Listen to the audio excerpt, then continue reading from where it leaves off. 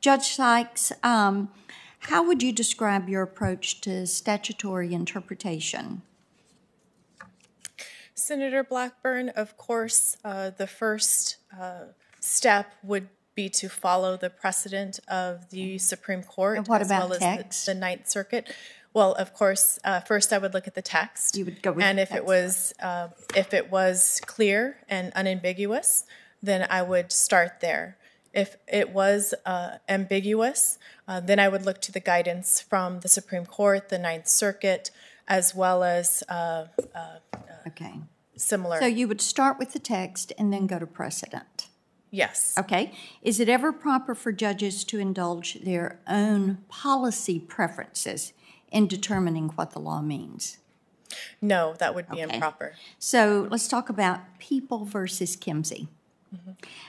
You dissented from the majority of the court on the interpretation of a statutory provision dealing with booking fees paid by criminal defendants.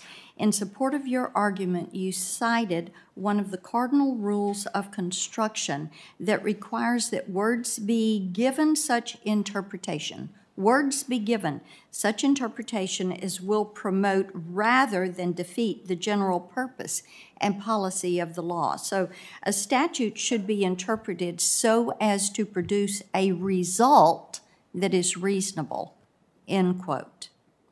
When you're applying this rule of construction, how do you distinguish between what is objectively reasonable and what is simply your own policy preference? Senator Blackburn, in that case, I first, of course, looked at the text to see if the text was ambiguous or unambiguous.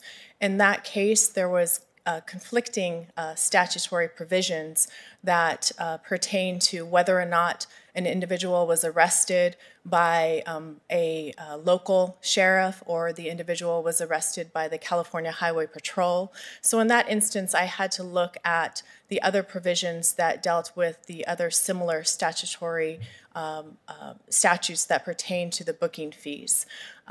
So I actually looked at the text and I compared it to the other statutory provisions of the similar text and ultimately came to the determination that in looking at the paragraph as a whole in its entirety, that the booking fees provision required an ability to pay hearing prior to the imposition. So in actuality, I looked at the entire paragraph of the text in total and made my determination through that review. Would you say you inserted personal preference into that decision?